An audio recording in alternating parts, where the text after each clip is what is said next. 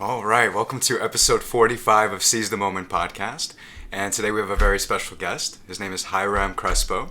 He's a freelance translator, blogger, philosopher, and author whose philosophical and opinion pieces have been featured in the Humanist, Nuevo Día, Occupy.com, Partially Examined Life, and several other publications. He's the author of the book Trending the Epicurean Garden, and he's also a contributor to the Epicureanism chapter in the book How to Live a Good Life. Welcome, Hiram. Thank you for having me. Hey, Hiram. So, I guess we're going to begin with the kind of the question that's, I guess, most expected at this point. Who is Epicurus, and what did he have to say to us about living the good life? So Epicurus was a thinker from the Hellenistic era of Greek philosophy. So he was pretty late in the development of Epicurean of Greek thought, and because of that, he inherited a sort of a very mature level of the conversation of what it means to live a good life and what is truth and all of the questions of Greek philosophy. And there are two main currents that join together in Epicurus. The main one is the atomic theory, the atomism, the atomist school of Democritus.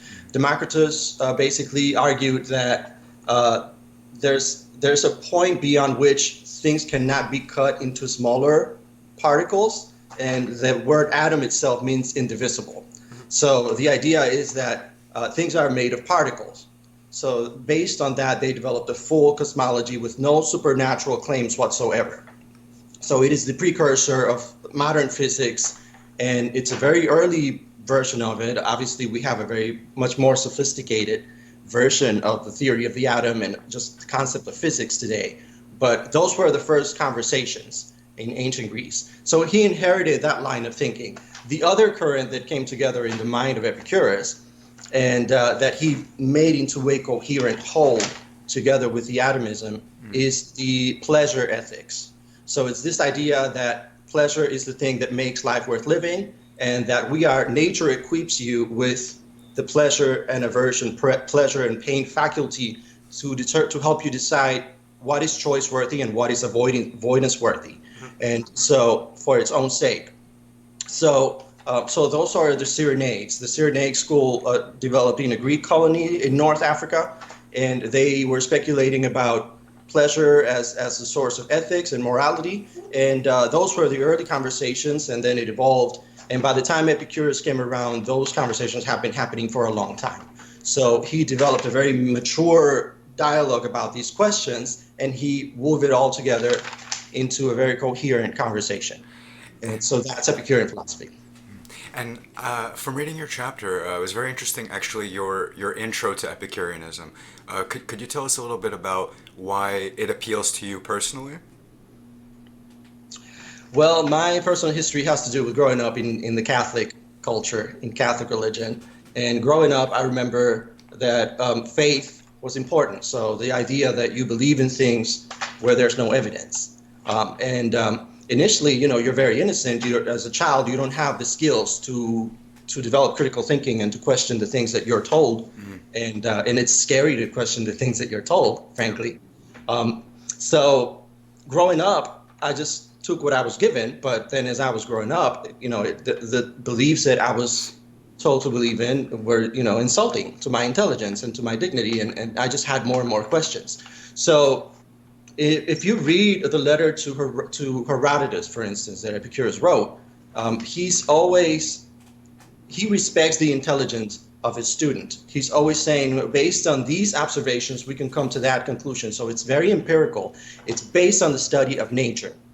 So it always goes back to nature and things that you can observe with your senses. And so that is what I think captured me the most, is this idea that initially I was just really, I remember reading, there was a book, a compilation of essays by Christopher Hitchens, The Portable Atheist. And I had been exposed to a bunch of quotes by Epicurus, and it was like, oh, okay, that's common sense. Lucretius, that's common sense. But it never occurred to me that there was a very complete, that's just beautifully coherent philosophy behind it. So after reading that and reading a little bit of Lucretius, I dug deeper, and it really made sense to me. So So that's how in around 2012, I started calling myself Epicurean. Yeah, and what's so cool about it is that it's I don't want to really use this term, but I like it, even though I don't think it exactly fits Epicurean philosophy. It's sort of anti-philosophical in the way that I think like Aristotelianism is in some way anti-philosophical. So, and what I mean by that is that like Epicurus doesn't really give you much of a sort of formula for how to live a good life. The first thing, outside of a kind of this sort of vague guide, but then on top of that, what we talk about when we're talking about sort of like I guess the foundation of it is it's less rational and more empirical, where it's not about sort of like how Plato would sort of sit back and kind of like come up with these really fanciful theories. Epicurus says no, like we know all we need to know just literally by observing nature. And so for me, what's so cool about that is that we don't really have to, I mean, the metaphysical kind of, I understand that speculations are always going to be interesting, obviously, because we are by nature kind of like inquisitive in terms of like what's on the other side. Is there another side? But Epicurus, I think, kind of looks at it as there's this dividing line. And these are like these sort of aspects of life that are more sort of theoretical and even maybe hypothetical, and then there's this part of life that we can actually know that even according to kind of my reading of Hiram's chapter, that even babies can sometimes infer, right? Sort of they can kind of figure out what it is that reality is actually telling us about the good and the bad and the real. What do you think about that, Hiram? That makes a lot of sense. And I think one of the things about the Epicurean gospel of happiness is that the more needful things are easiest to acquire. So nature has made it so that the things that you really need to be happy and to make your choices and avoidances are already within you.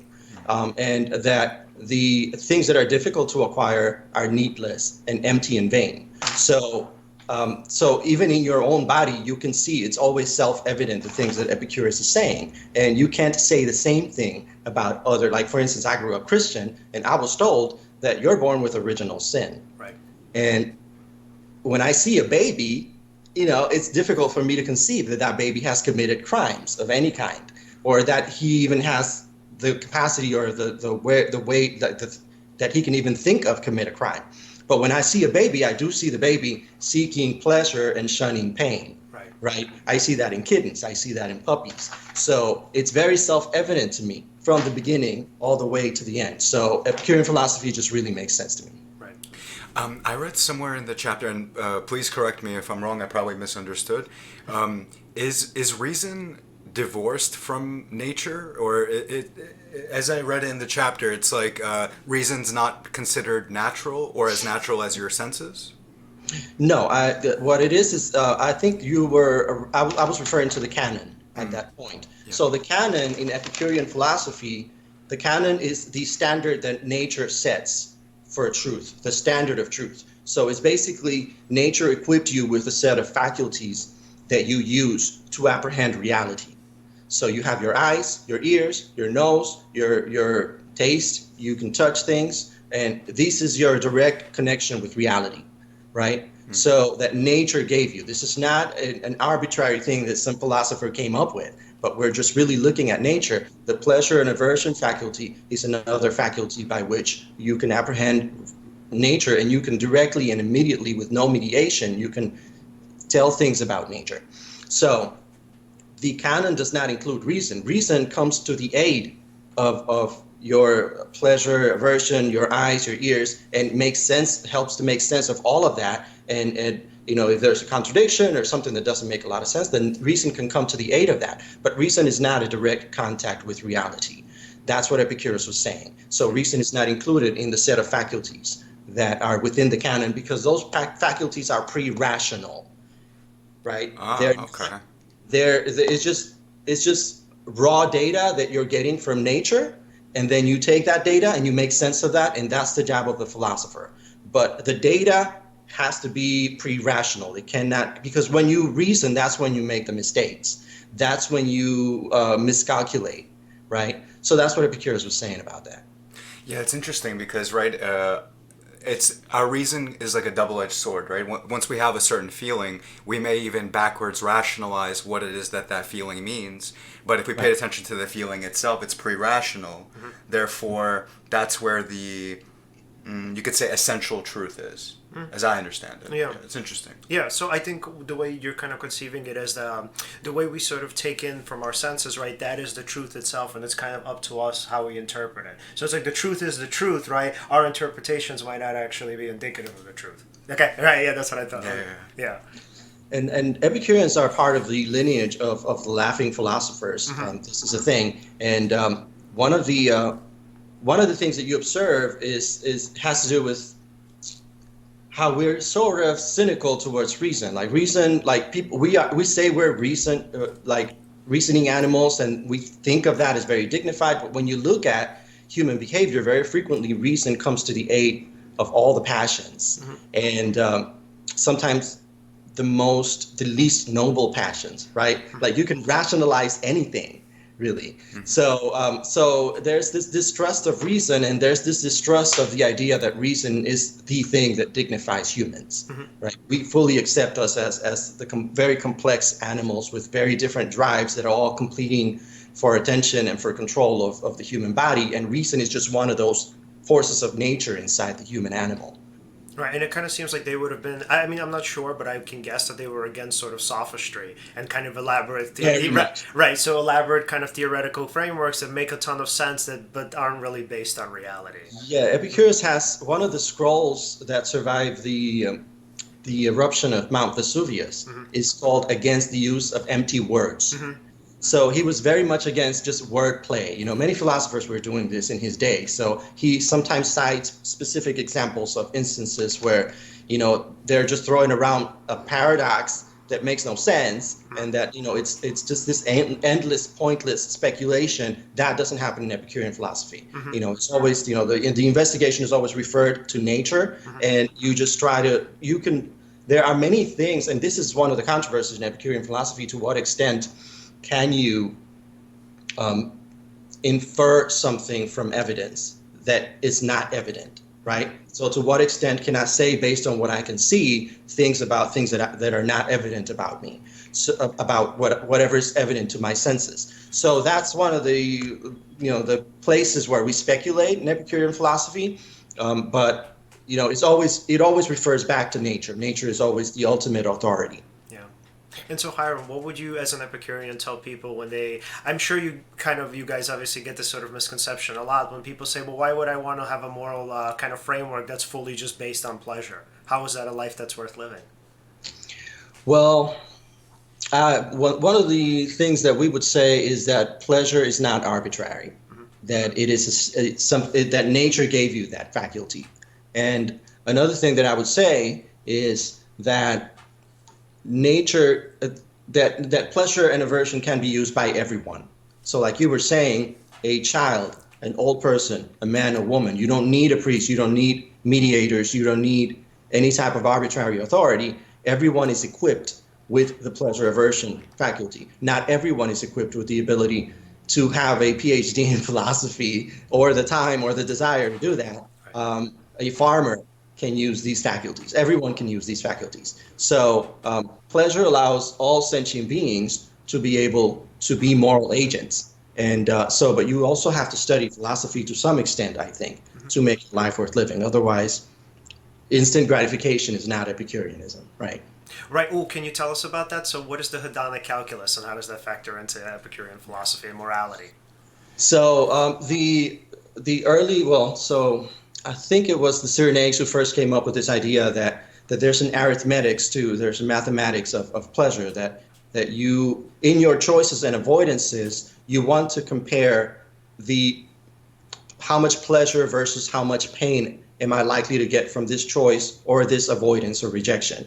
How many disadvantages versus how many advantages? And you can be very specific about it or not. I mean, I think it's very subjective, but really, experience is subjective. Right. So the purpose of hedonic calculus is to make that comparison, to look at your choices before you carry out your choices and see how much advantage or how much pleasure you are getting from your choices versus how much disadvantage you're likely to get, with the goal of net pleasure.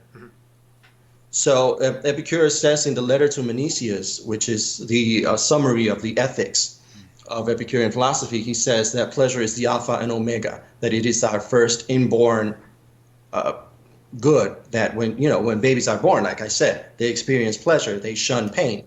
So the point of hedonic calculus is to produce a life that gives you where you can experience net pleasure. There will be disadvantages. there will be sacrifices that you will have to do to gain greater pleasures, and sometimes you will choose the disadvantages for the sake of the greater pleasure. But that's the process of hedonic calculus. The other thing that I want to say about that is many philosophers are looking for meaning, and there's this, you don't see this conversation about meaning in Epicurean discourse a lot. But I do think that you can frame meaning in terms of hedonic calculus, right? Like if you're going through a sacrifice, or if you're going through suffering, or you're making some kind of effort, you're always thinking, what is at the end of the tunnel, right? What am I getting in exchange for this? And that is the thing that makes your life worth living, and that is the thing that gives your life meaning. And I think that if you were to frame meaning in Epicurean terms, it would probably be in terms of hedonic calculus, but then you also have to have a clear idea more or less of what that pleasure looks like at the end of your choices and avoidances. So you do have to have like transcendental projects that give meaning to your life, and the study of nature helps you to figure out what those things need to be, or what those things need to include. Yeah, so in your chapter, for example, at least for you, going to college and going through a time of, there was a time when you were pursuing a degree, so this way you could have that goal at the end of having a higher income and achieving something. So you went through that sort of a delayed gratification, or you could say suffering at the time. Maybe it's not all suffering, but to in a sense, right? So this way you can have this net pleasurable goal, which is how I'm understanding hedonic calculus in that context. Right. Yeah. Right. I mean, you frequently find yourself asking, why am I doing this? And so that's when you sort of have to step back. And I think everyone carries out hedonic calculus. They just don't know it, or they don't very consciously do it. But I think everyone does it more or less subconsciously every day, I think. Right, and I think that's related to short-term and long-term gratification. And so the way, the way I think that, like, when I used to think of Epicureanism before I read about it, and I'm assuming this is sort of the popular conception of it, is that it's only about short-term gratification. So when people think of Epicurus, they think of, it's a person who's constantly having orgies, fornicating, eating sort of delicious food, getting hammered, maybe getting high all the time, right? So it's purely short-term gratification. But from what the hedonic calculus indicates, obviously, is that no, a lot of times the short term is sacrificed for the long term. So it's like we're thinking about long term consequences, maybe not more often, but definitely at least pretty much on par with short term gratification. So we're kind of weighing the options rather than just saying, like, fuck everything, let's just do whatever we want. Right. Yeah. And pleasure is good. Right. Yeah. We're not against pleasure, but in Epicurean philosophy, we consider it sort of an immature way of approaching pleasure if you don't carry out hedonic calculus and you don't think about what's going to happen tomorrow, Right. and you don't weigh the pros and cons.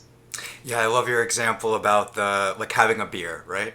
The first beer, it's pleasurable. There's this undertone of some kind of a buzz. You're having a good time. But then maybe by it depends on the person, but in your example, by the third one or fourth one, Third, maybe I have a very low tolerance. yeah, so then, and you feel that the next day. And was it truly worth that short-term pleasure? Probably not. But having that first beer or second beer, and maybe then stopping there, means you get to have the pleasure, you're still okay for tomorrow, and that's that hedonic calculus, which is fascinating. Yeah. And the point of that I was making is that pleasure and aversion is a faculty, and that you at all times use that faculty, so that the same-sex object can be pleasurable and it can be painful in different circumstances. So in Epicurean philosophy, everything is always contextual, and you always have to refer back to nature, to the object of your senses, and to whatever concrete, like we don't think in abstract terms, we always think of concrete instances. So that's how you use the canon itself, that you use your faculties with every choice and avoidances. Yeah, and so kind of going back to my what I said previously about Aristotelianism. So I mean, obviously Aristotle was a philosopher, but like in terms of his ethics, what I really sort of I guess what really drew me to it was that he was really sure that there really was no certainty in ethics, and so he wasn't really. It seemed like he wasn't about kind of looking or sitting back and creating like this really sort of complicated system of ethics in terms of like what you should do in particular situations. For him, he pretty much said, look, there's a golden mean, and it's kind of up to you to figure out what that is. And so for Hiram, I feel like in terms of Epicureanism, it's very similar to that. So the way you described Epicureanism was sort of philosophizing with your feet on the ground, which I really liked because it seemed really, not fully, and it's not supposed to be, but a little bit more so disconnected from sitting there and really rationalizing, right? Sort of trying to use your reason to really sort of pinpoint what the right thing to do is, right? So can you talk about that? What did you mean by philosophizing with your feet on the ground? So as I said, you in Epicurus, the physics and the ethics come together, right? So there's these two currents, and you cannot be truly an Epicurean if you choose one and ignore the other. You have to understand the physics. You have to understand nature. Right. So, and also I think that another way to think about philosophizing with your feet on the ground is Epicurus was reacting against Plato. Plato had replaced nature with ideas. Plato had said, this is not real. What you can touch and see is not real. Right. And he had convinced people not to trust in their five senses and in the things that were self-evident to them for the sake of advancing this idealism. And there's all kinds of idealism in the world today that are Neoplatonic in some way or another, and to some degree or another. So Epicurus was reacting against that. So he made it his goal to help people to properly use their faculties, their five senses, their pleasure and aversion, which, if you think about it, that's another anti-Platonic device. So he was at war with Plato because it's immediate. It's in your body. It's real. It's undeniable. When you're experiencing pain or pleasure, it's self-evident to you. So he's putting you in the center of your own philosophical process, right? And so I think that's extremely important. The other way to think about that is many of these philosophers that like to speculate to no end will frequently come up with hypothetical cases to sort of disband the Epicurean way of doing philosophy. And they'll say things, they'll say things like, what if you could take a pill that will give you pleasure and you're asleep, or you're in the matrix or something, like you're just really divorced from reality, but you're constantly in pleasure? Does that not make you a true or a good Epicurean? And the answer to that is obviously no, because you have to study nature. Epicurean philosophy is based on the study of nature. So you could do that. You could take your pill and you could go to sleep and just dream forever, but that's not Epicureanism. Epicureanism is the physics and the ethics, and it's a whole coherent system. Yeah, and it seems like for him what was important when he, at least my interpretation of philosophizing with your feet on the ground, I think that he really, the way he kind of conceived of it was that just use your faculties as best as you can to interpret nature in terms of right and wrong, which is what I think Aristotle meant too. He was like, look, I can kind of give you this vague framework of what it means to be good, but I'm not Plato. I'm not going to outline exactly what these absolute sort of ethics are supposed to be for every single person in every single context. And I love that about Epicurus, because it's sort of, it's first of all not a philosophy that moralizes, and obviously like Catholicism, which would kind of make you feel like this inherent sinner, and it's also one that kind of understands that you're sometimes going to make bad choices, and that's kind of just a part of being a human being. Right. Yeah. Yeah, and I like that you said that it's a combination of the physics and the ethics, because actually what's fascinating to me is, well, not fascinating, rather, I was going to actually say a counterpoint. I was going to say, well, can't your senses be deceiving sometimes? Yeah. But I'm so happy you mentioned that Matrix pill example, because then that actually pieced it into my reality that, no, you're still, as also Leon just said, you're using your faculties to the best of your ability to understand the reality of nature, right? Mm-hmm. So it's not saying that, you're just a slave to your senses. Right. It goes beyond that as well. Mm-hmm. Yeah. Yeah. Yeah, and in terms of the hedonic calculator, I mean, it kind of even seems like it depends on obviously like what your not your framework, what your foundation is for information, but it's obviously quite possible that you could be wrong in your conception of sort of when pleasure is sort of outweighed. Sometimes maybe a person might think, or they may even sort of deceive themselves and think, oh, it's okay, I can tolerate that hangover. It's not going to be a big deal. Let me get drunk tonight. But I mean, I guess the idea is more so than anything. I mean, obviously using your reason, you're also kind of learning from experience too, which is, from my understanding, is that also a part of Epicurean philosophy? Well, yes. I think I had something more to say about hedonic calculus, and I lost it. Oh, okay, it's okay. It'll come back. But yeah, so in terms of experience, do you feel like experience is important for Epicurus in terms of learning? It's about empirical reasoning. Right. It's about experiences. It's also about relations. I think you can also argue that Epicurean philosophy is experienced as a conversation among friends.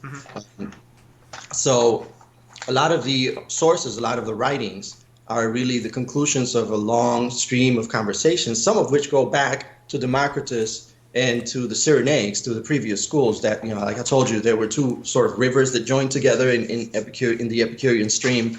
And many of these conversations, like hedonic calculus, comes from the Cyrenaics. He just developed it into I don't want to say perfected it, because I think we all have to perfect it in our lives. But yeah, so the way that you experience, Epicurus says at the end of letter to Menicius, he says you should study philosophy by yourself and with others. So there's the pleasure of learning by yourself, and there's the pleasure of friendship and sort of the circles that you build around you with philosophy. And that's how you're supposed to experience Epicurean philosophy. So also, I think friends are really important, because it's like you were saying, we sometimes don't know what tomorrow will bring, what my choice is. I may underestimate the hangover from tomorrow. So friends give you a more objective approach. They help you think about things that you might not have thought about, or they give you a different perspective, and they also challenge you, and they give you frank criticism, which is part of the process of Epicurean friendship, without which you could be like Trump. You could walk into your plane with the toilet paper hanging from your shoe, and if you don't have any true friends, then you won't know, right? So that's kind of important, that you have to have friends, not flatterers. Yeah. And Oh, yeah, so I like the contrast you make between the person who decides to be a lone wolf and then someone who actually decides to engage with others and with the people in your community. I like how you brought up Dunbar's number and tribalism in the essay. So Dunbar's number, for our audience, it's there's this concept where people are used to living in tribes of either 50, 100, or up to 150 people, and after that you start to kind of forget names, people, and all that. So yeah, and that would be your community or your tribe, right? And then so I like how tribalism, right? That's actually something that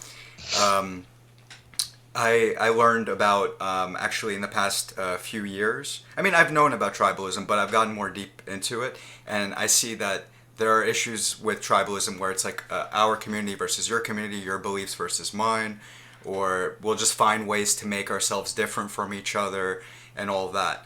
But I like that you point to how that understanding of tribalism, especially in recent years, has kind of, I don't know, it kind of sucked out the essence of what it means to actually engage with each other and be in communion with each other and be friends with each other, right? And that kind of drew my attention back to the importance of that aspect of community, and how it's not something that we should divorce ourselves from, even if we see all these issues with it. It's something that we should try to develop and try to work through. Yeah, foster the sort of positives of it. Yeah. Yeah, Epicureanism has been called the philosophy of friendship. So basically the idea is that, so I also cite this research on how loneliness is a health risk on par with obesity and smoking. because then there's this idea of the natural measure of community and the natural measure of wealth, and there's this conversation in Epicureanism about what is the natural measure, because obviously you don't have the time span or the attention span or the time to really attend to all beings out there, but you are part of a network of people. And then there's a point beyond which you won't remember names like you were saying, but there's a point under which, if you are a lone wolf, then that has health problems, that creates health problems for you. So it's this idea of studying nature again. See, we refer our investigations about what is the real life to nature, and there's research about the science of happiness, a lot of which is actually happening here in Chicago, by the way. On what happens to your body when you're happy, what happens to your body when you're alone, and all these things. And the more you study that, the more it confirms many of the things that Epicurus was saying. And so, I mean, my thinking was when you guys were, when we were talking about, when we started talking about friendship, and when Hiram, you were telling us about that we need obviously people to kind of give us a more realistic perspective of what our actions are, or the consequences rather of our actions. I don't know if you guys got a chance to watch the Netflix show Love is Blind. Not yet. Oh, okay. So it's pretty much like every.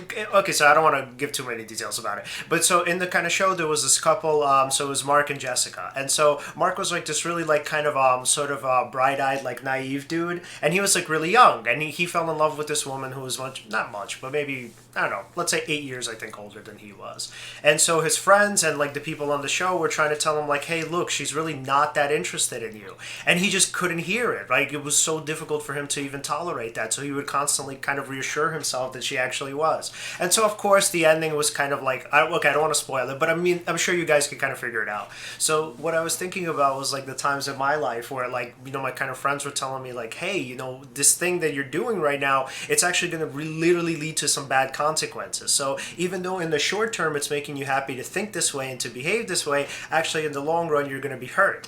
And so kind of the way we were experiencing, or rather the way we were kind of conceptualizing experience, I think even unfortunately sometimes the friendships, as great as they are and as wonderful it is that people obviously are persistent in trying, I think sometimes we actually need the experience of suffering and pain to actually learn the lessons that we could otherwise learn if we just considered what other people were telling us. Right. Yeah.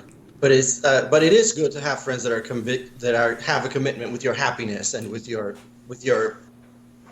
well-being and with your self-interest that you sometimes don't see, because then after the fact you look back and you say, well, I know this confirms that this friend is really like my insurance like policy against maybe problems that I may have in the future. So that's a good feeling. That's a very important, I think, source of pleasure. Yeah. Yeah, even hypothetically, say you didn't listen to your friend and you went through that suffering. Right. Who was there for you when you're suffering? It's your friends, right? And I think like the best friends are the ones who don't actually tell you like, ha ha ha, I told you so. You see how much you wasted your time. They're the ones who kind of understand. That's so messed up. No, there are people who definitely... I know there are people who do that, but that'd be so bad if your friends. So it's like, yeah.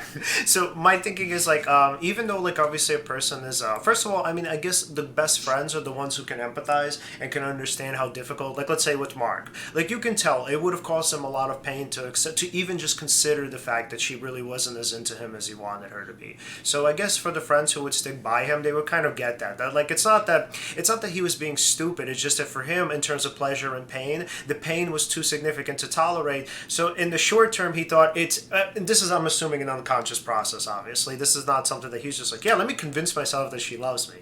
But somewhere in the back of his mind, I think his brain was sort of considering the short term consequences, and it's like a lot of pain if I even sort of doubt her affection for me. A lot of pleasure if I convince myself that she is into me. So it's like I might as well just obviously choose the form, or rather the latter than the former. And I guess the kind of the good or the real friends are the ones who get that. That, I mean, in terms of our growth and our sort of learning, that all of us go through these processes. That it's like that's just how short-term and long-term gratification or short-term and long-term consequences work. That a lot of times we really need the experience of the long-term effects to really kind of zero in or kind of hone in on the fact that literally like we're making bad short-term decisions. But I mean, that's kind of just a part of growing up. It's a part of development, and that's okay. Yeah. Yeah. I don't think you can avoid that. Yeah. Yeah.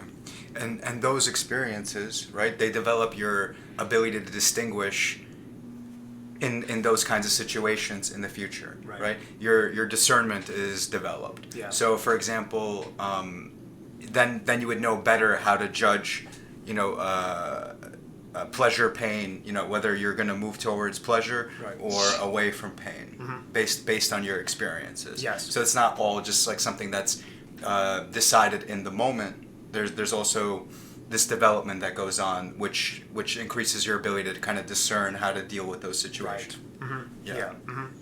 I want to say a little bit something extra about friendship. Mm-hmm.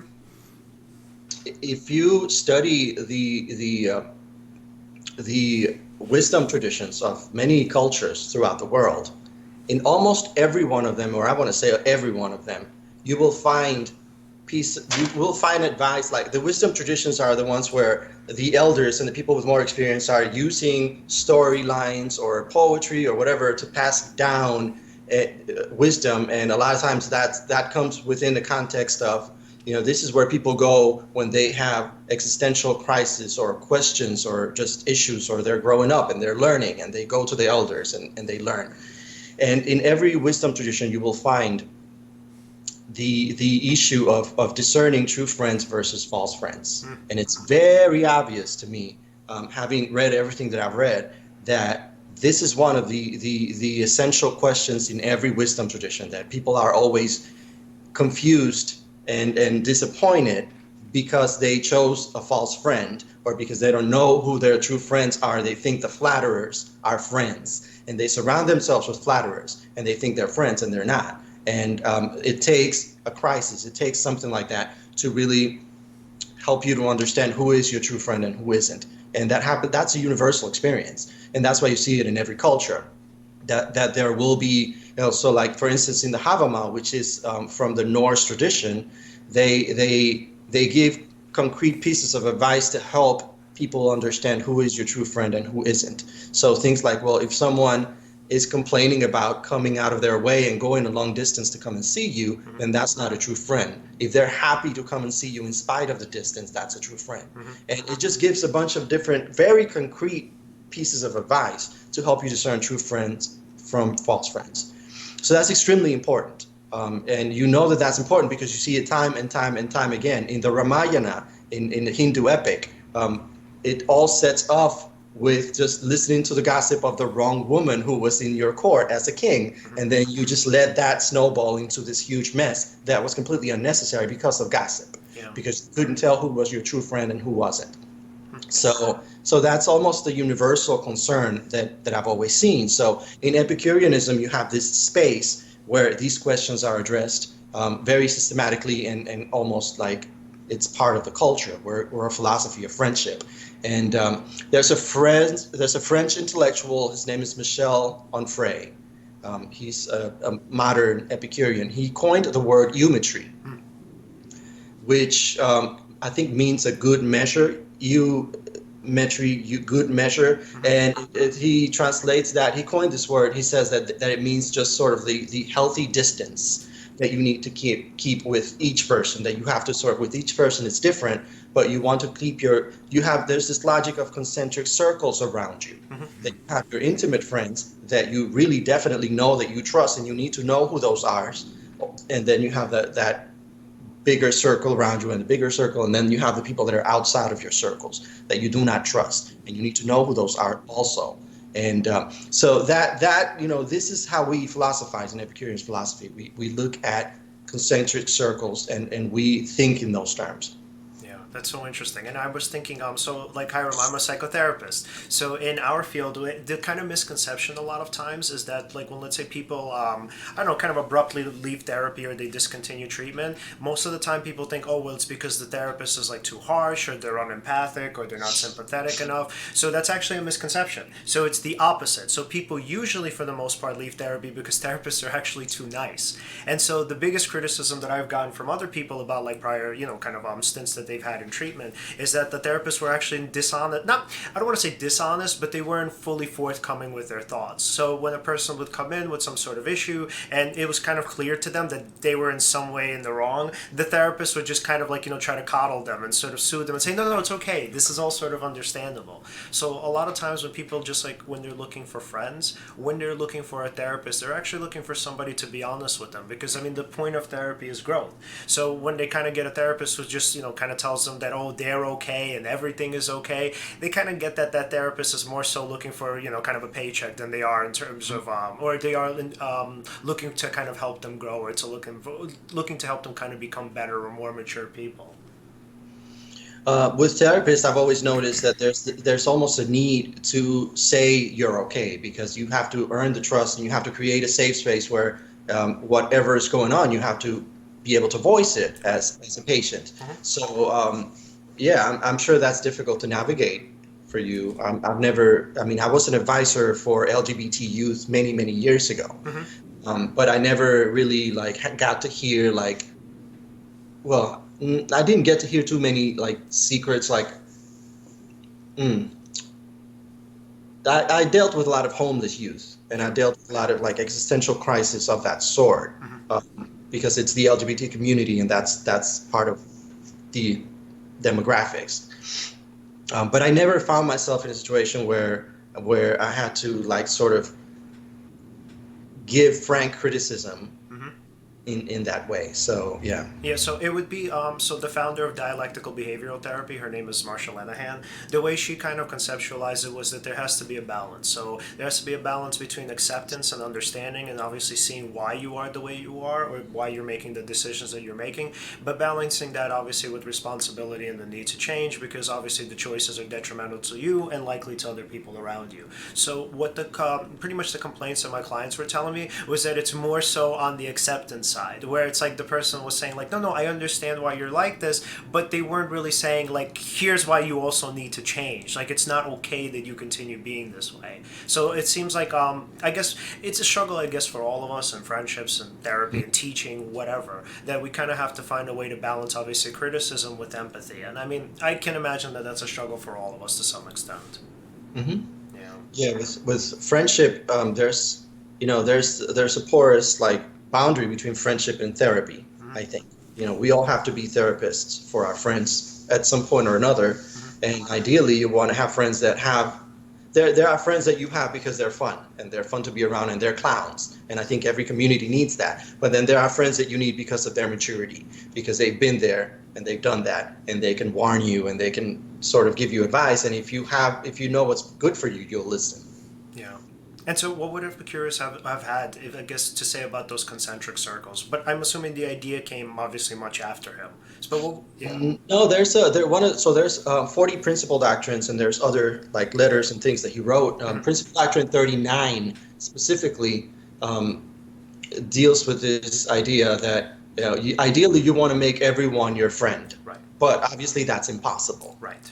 So there's this thing about, insofar as it is advantageous, if you have someone in your life who is a relational delinquent, for whatever reason, because they hate you or because they have maybe mental health issues or they can't control behavior or they're a danger to you or whatever, these are things that are outside of your control, but there will always be those people that you cannot have in your circles. So insofar as it is advantageous to both of you, then you want to exclude them from your circles. So this is Principal Doctrine 39. So the idea of eumetry that Michel Onfray is talking about, it literally ties back to conversations that were happening in the original Epicurean Garden. Interesting. Which is smart, yeah, right? You want to be able to make a distinction, right, between who is your real friend, who is someone that maybe you should keep a healthy distance from, who's someone who maybe they have something going on in their life and it's a rough time for them, so maybe you'll be there for them, but depending on it's strange. It's such a nuanced situation. For example, if someone is toxic, right? You don't want to be near them, right? But maybe it's a friend that you've known for a long time, and so their value overall to you it's still high up there. Right. They may be acting in some kind of, if not a toxic way, in some kind of way that's detrimental to themselves and others around them. And sometimes you want to keep like a healthy distance, but it really depends on your own judgment, right? Yeah. Because sometimes you might want to see if you could still do something for them or offer them something to keep them in your circle, so to speak. But yeah, if it gets to the point that they can no longer be there, it's healthier for you not to be around them, and it's also healthier for everyone else in your circle, because if there's this saying, right, that you're the combination of the 5 closest people in your life, right? Yeah, so for example, if you had somebody in that particular very intimate circle who is, let's say, toxic, that could actually impact all of your relationships with everyone, right? And that's demonstrated. Remember I told you there's a lot of happiness research happening here in Chicago. One of the universities had a research that I cite in other essays. I don't know if I cited it in this essay for the new book, on how happiness is contagious. And then there's mathematics of that. So they're really looking at this very scientifically, but they're also studying how depression is contagious. Yeah. So I think we're more. I don't know to what extent like this is like part. I know that you're into psychotherapy and stuff like that, but I think human behavior, we're a lot more like a school of fish than we originally thought. Like we are social. We're embedded into social networks, and even at a very subconscious level, we start like talking like and thinking like the people around us, because that's normalcy. And we do that subconsciously, not because we mean to, but humans develop their identity through socialization. That's how we are. So and there are many like nuances to that. It's not just how you communicate, it's not just how you think, it's even your moods, your happiness, your depression, all of that is contagious. So so I also wanted to say something about boundaries. Boundaries are very important. But you also have to make sort of an investment in your friends. There's something. Philodemus of Gadara was an Epicurean philosopher from the 1st century. He used the word planting seeds, something along the lines of planting seeds with your friends. So that the things that you do for your friends are like seeds that you're planting that will yield some kind of return in the future. So he speaks of values very literally, that there's literally value that you get from your friends. A friend is a form of currency. And one of the studies that they did here in Chicago, I think his name is Christakis, I think his name is a Greek name. He did a study where he compared research on how much money correlates to happiness and how much friends add to your happiness. And I think the average value that he attaches to a friend is about $20,000. So even though you don't really want to think about your friends in those terms, but I think that is a different way of thinking about value in terms of socially. What value are you getting from your friends? And it also helps you to think about the urgency of having friends, because you really are wealthy when you have good friends. Right, and I think that wealth in itself is a means to an end. I mean, if you're looking for wealth as an end and for its own sake, the idea is you're going to be fairly lonely. But if you're looking at wealth as a way for you to have, like, let's say, obviously resources to spend on friends, to spend with friends, then then there's a point to it, or at least there's a good point to it. Yes, another sort of point, another field of human, I guess. Positive psychology is another field where Epicurean philosophy finds itself vindicated very frequently. And a lot of what you read in positive psychology is almost Epicureanism by another name. And I just lost my thought. It's okay. So, what's so good and what I wanted to mention earlier is that, like, when it comes to friendship, Alen is really good with, like, kind of mentalizing sort of landscapes, which I really like, because there are times where, like, I will tell him that I'm upset with somebody, and my thinking is super short term, and I'll give him all of the reasons, and I'll be like, I'm so angry at this person, I don't want to be friends with him because blah blah blah, right? And then Alen will be like, well, let's look at the long term, right? Is it possible that maybe kind of like in the bigger picture, right, you guys have a good friendship, but then in the short term something's going on, which is why he's kind of acting like this and backing away. And, like, I obviously hate to acknowledge it because I want to be right, but he's like really, really good at that, like trying to put himself in other people's Here's the thing, right? At least in my personal experiences, I've had friendships with people I loved like so much, and then I had it go badly. Like there are a couple of people that I wish them well, obviously, but I haven't spoken to them in a very long time, unfortunately. But and learning from those relationships, I was thinking, how can I avoid that result with other people? And I was thinking, well, let me think about it. Is my perspective always the right view, right? Or what is their perspective? Have I tried to understand what is their perspective? And then not just that, say they really did do something wrong. Again, there's this whole long-term thinking of it of, well, how bad is it that thing that they did? Maybe there should be some sort of maybe reward and punishment going on, but then still consider that that's a very valuable friendship, and maybe you don't want to throw it out. Maybe something will change with time as well. Maybe your mood is going to change, right?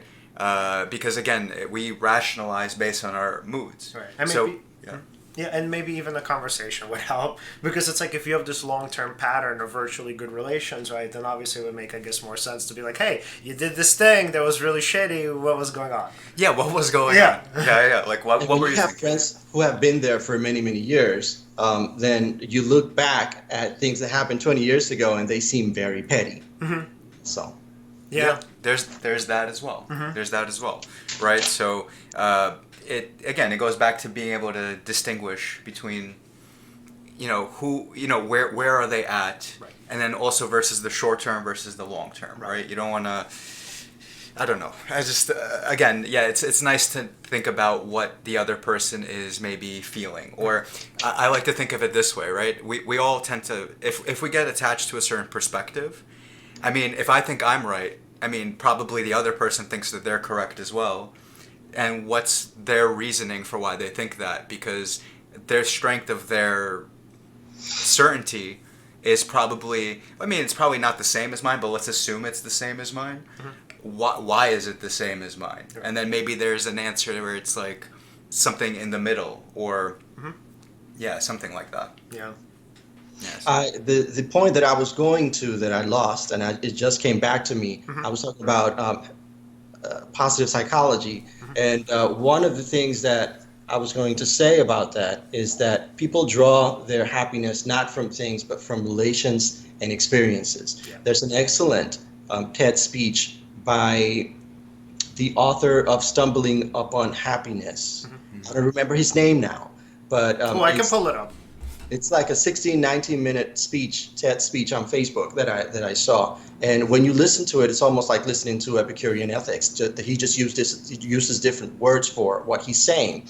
But one of his conclusions is that people get their happiness from relations and from experiences, not from things. Things they just give you debt and slavery, because debt is really slavery. There's no real boundary between debt and slavery. That's true. So, and I think that's one of the confusions of values that we have in our society today, that people think that surrounding themselves with things is going to bring them happiness, but who are you going to share those things with? What experiences are you going to have with those things? That's really where you get the happiness from things. Yeah, and so his name is Dan Gilbert. And so what's so cool is that I from time to time write about Dan Gilbert, and I bring him up often in my sessions. He's the one who created he didn't discover the concept, obviously, he doesn't say he did, but he created the idea for it, which he called synthetic happiness. The idea that we kind of mentally create happiness in our minds. So there's no such thing as, obviously, an objective version of it. But yeah, he's awesome. I like him a lot.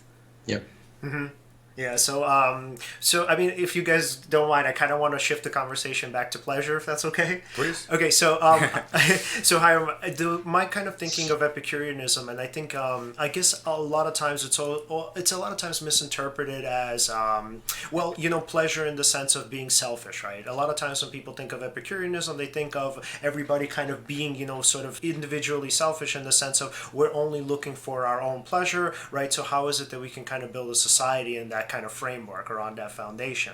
But my thinking of it is obviously a bit different, and I'm sure you would agree, is that like when we're thinking about pleasure and we're thinking about our natural abilities, for most people, unless you have like what's called antisocial personality disorder or narcissistic personality disorder, most people don't find pleasure in, like, let's say, even if they gain something when they know another person is harmed by it. So when we're talking about pleasure and we're talking about, let's say, making good decisions, we're also factoring in the other person's state as well. So, and what I mean by that is that when a person kind of is, let's say, when their ethics is based on the pleasure principle, it's not only that their own pleasure, it's not only their own pleasure that they're looking toward, they're also looking toward the pleasure of others. And so they're not saying to themselves most of the time, oh, I feel good about this but others feel bad and I don't care. So what they're doing in terms of the hedonic calculus is they're taking their pleasure into consideration, but also they're taking in other people's pleasure and pain into consideration, because it automatically and naturally affects our own pleasure and pain. Right. And I think that's, so one of the premises of Epicurean ethics is that there are empirical things that can be known about human happiness. Right. So we know, for instance, that loneliness has health effects on par with obesity and smoking. So you do need your concentric circles, but that's where I think concentric circles are very important, because I think it's easier for me to feel the pain and the pleasure of a person in my immediate circle. If they're suffering, if they're sick, if they get the coronavirus, then that will affect me almost on a physical level. Right. But, the farther away they are in the concentric circles, then, the less I can relate to their suffering. If I meet a stranger and I see their suffering, then I may have instant empathy, but that's because I'm witnessing that suffering. Right. Like I said, we don't really have the attention span and the time to take care of all sentient beings. And in the Epicurean cosmology, obviously, we have an infinite number of atoms in all directions, so there's probably an infinite number of planets with suffering beings, right? So you have to place yourself where you are. You start where you are. But the way that you experience Epicurean philosophy, like I said, is within your circle of friends, right? So the idea, the pleasant life as described by the Epicureans is just being surrounded by people that you relate to and that are your friends and that have a commitment with your own happiness and with whom you are happy, and to have that intimacy. That is one of the most important pleasures in the Epicurean lifestyle. So yeah, and I also, there's research now also concerning, I think I read this, Bonobo and the Atheist, the Atheist and the Bonobo, which is an anthropologist from the Netherlands, wrote this book. And he's just looking for where in nature do we find morality, and he looks at altruism. And he did a very, the book is very, it's one of the best sellers now in anthropology, but he talks about contagion of even like yawning, and how like in nature you see in chimp communities and in ape communities you see there's a contagion of yawning where one ape will engage in a certain behavior and the others will mirror it, and they do this unconsciously. They're not fully aware of that, and I think humans do it also. And so I think that, like I said, we're more of a school of fish than we thought we were. Like we pride ourselves on being individuals, but we're all embedded in social networks in some way or another, and that's how we exist, really. Yeah. And to kind of look at it in terms of another example when we think of people, right, sort of, again, the kind of misinterpretation of Epicureanism is that it is a selfish philosophy, when it seems obvious to me that it isn't. So if, let's say, kind of how we talked about like drinking and the long-term consequences of that, and then obviously we talked about maybe like not studying, or let's say, I don't know, dropping out of school, and obviously the long-term consequences of that. So a lot of times that we can, or in the context even, let's say, of sex, right? So this is sort of a misconception a lot of times, that like straight men are just able to kind of have sex and they don't care about their partners, right? So I mean, from my own kind of practice, that's actually not what I see. So so what people would prefer is, or what straight guys in this case would prefer, is to be able to just be upfront with their partner about it, because they actually don't like the long-term consequences of hurting another person's feelings. So in a sense, it's like their way of thinking is Epicurean a lot of times, because a lot of times they do want to just like obviously sleep with somebody and kind of move on.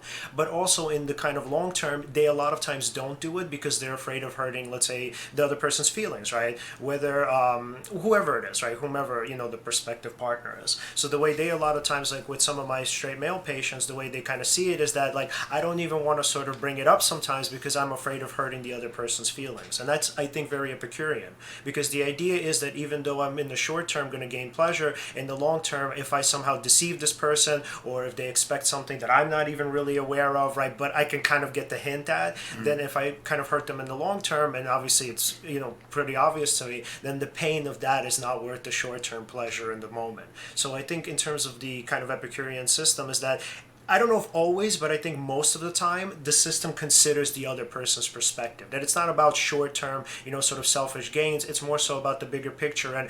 And like you said, Hiram, like in terms of like depression affecting us, other people's pain affecting us, it's always considering the fact that our consequences will always affect others, and their effects will literally affect us in return. Right.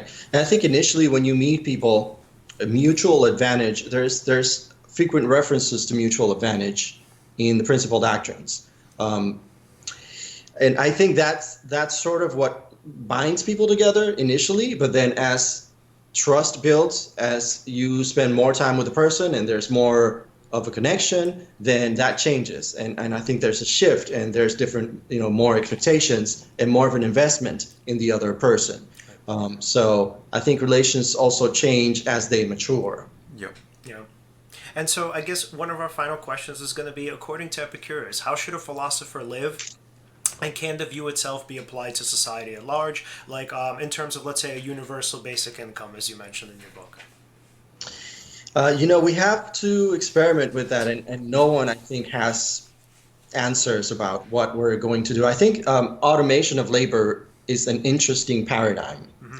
It's scary, and it could be a utopia or it could be a dystopia. Mm-hmm. And I don't think that we should I almost expect government to fuck it up. Like, I think individuals have to make choices in their life to make sure that they can survive in the coming economic times. Right. I don't think there's any nice way to put it. I think that we are going into a dangerous situation where there's an explosion of people and there's not going to be enough labor for as many people. Right. So we need to reinvent the labor paradigm. We need to reinvent the retirement paradigm. Maybe we can create a society where working 20, 25 hours a week, you can you pay your bills. But I think we're very far from that. So I think, you know, I don't know. I want to open up the conversation in this essay, mainly because I don't really have the answers. Yeah. But I think this is important, and I think it's possibly a great opportunity. And I would love for intellectuals in other realms, in economics and philosophers, to have more conversations about this. You know, what can we do in our lives in this paradigm that we're entering into, in the economics that we're entering into, to, you know, in the Epicurean question is really, how can I live pleasantly and be self-sufficient in this economy? Right. That is concretely the question that you're answering for yourself as an Epicurean. So that's what I'm looking to answer as an Epicurean. And I don't yet have the answer for that. Mm-hmm. But that's why I want to open up the conversation, because I think this is extremely important. And I think that it's potentially a very dangerous situation where, you know, if people can't survive and if they can't pay their bills, if they had children whose mouths they need to feed, you know, what are they going to do if the robots replace all human labor? And another comparison that we can think about is when we invented cars and we invented trucks and all these other machines, mm-hmm. we stopped using horses for labor, right? And I think that, you know, I think many people at that time thought, well, this is a very compassionate development in human civilization, that we don't have to enslave horses anymore. You know, now they're free, they can go back to nature. Right. But I don't think we have the same courtesy with other humans, right? Think about that. And I think this is a huge moral failing of our time, that we need to think about, if the machines are going to replace us, then how can we make human life dignified in spite of all the things that are coming in this economy? Yeah. So that's I want to frame the question. I don't have the answer for that. Yeah, and I mean, the question is extremely important, though. Yes. And the way I think, like, the way that we sort of frame, obviously, the way rather modern capitalism is framed, is that because the corporations are the ones who are the job providers, then in some sense they're the ones who kind of get to decide what happens to the labor force. Unfortunately, what happens a lot of times is that when jobs are automated, people just lose their jobs and that's kind of it. And they just sort of send, maybe they'll give them some sort of severance pay and package and they'll just kind of send them on their way. So I think, and I know a lot of people are going to hate this because, I mean, government seems to be antithetical to some people, or like just repugnant for whatever reason. But the idea is that government is really in some way going to have to step in for those people who are losing their jobs, because until we figure that out, I mean, corporations aren't going to give them more than some whatever, maybe 3 months severance pay, if that. And so if that's the case, and these people are literally just kind of jobless and maybe even homeless, then it's going to be up to us as a society to kind of take care of them until we figure out what to do with labor as a whole.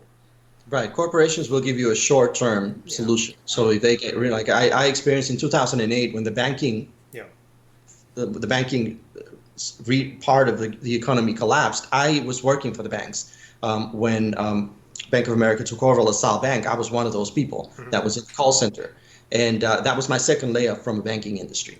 So I think I got like 6 months of severance package. I had worked there for 5 years. But that's nothing. And then a lot of banks froze their hiring because of what was happening in the economy. So I was very confident, bilingual. I was third place banker of the year in 2004, and I couldn't find work, right? Because there was just no jobs. Many banks froze their hiring, and it was like a whole other situation in the economy. And so I think I went into it very overconfident, thinking that it was going to be easy to find a job, and I just really had to completely reinvent myself. But that's going to keep happening over and over and over again. Back in like the previous generation, people used to work 30 years for the same company. That's never the case anymore. That's very rare now.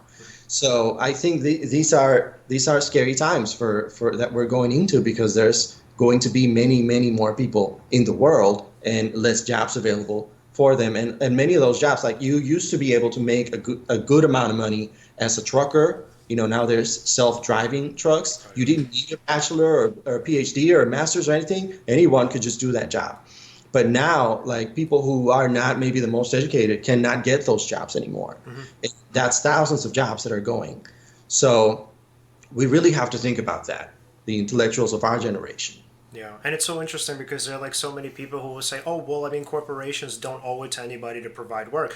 I agree with that. You're absolutely right. But then the government owes it to us as a society to take care of those people who can't, even though they want to find work.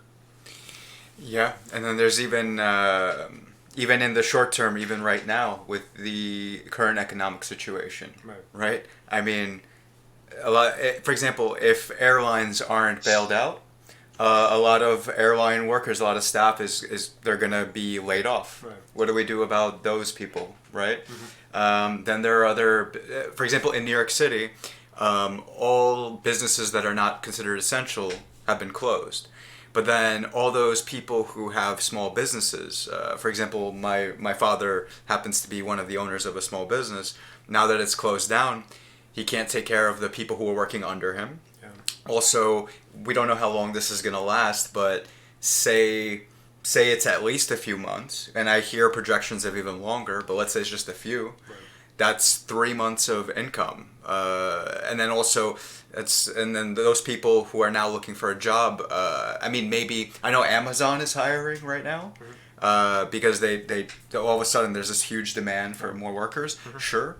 But even then, there aren't any simple solutions to situations like that. And I see the government right now is stepping in to do something, but it's not like a one-size-fits-all answer. For example, for small businesses, right now there's something set in place where you can get a loan that, for 90 days you don't have to pay back, or there's no interest and all that. And you could pay your workers, your employees rather, and all that. But it doesn't really speak to how are you going to, that's 3 months, let's say, worth of money or more, let's say. How are you going to make that back and then pay off all this money? It creates a lot of complications, right? And that's just talking about small businesses. And just putting people further into debt.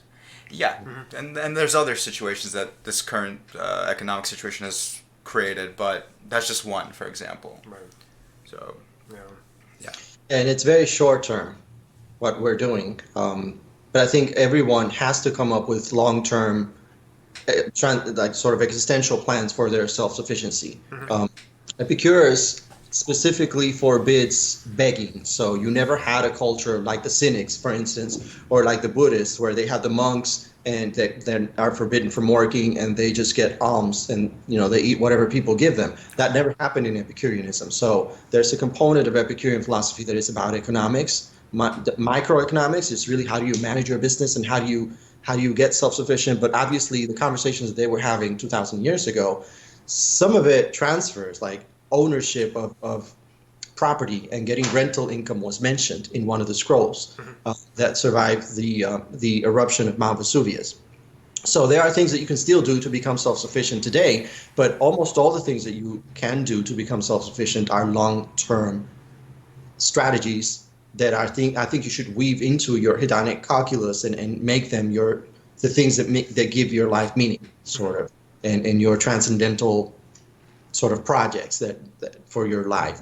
But yeah, so self-sufficiency, autarky was one of the principles of Epicurean philosophy, and that's where this conversation started out in my essay, is that, I wanted people to think about what is your long-term plan for self-sufficiency, because that is a question that the Epicureans were trying to answer, and I think we need a modern conversation around that. I don't think the ancient conversations can transfer over because we live in a very different society today. Right. Wow, that's a great point to end it off at.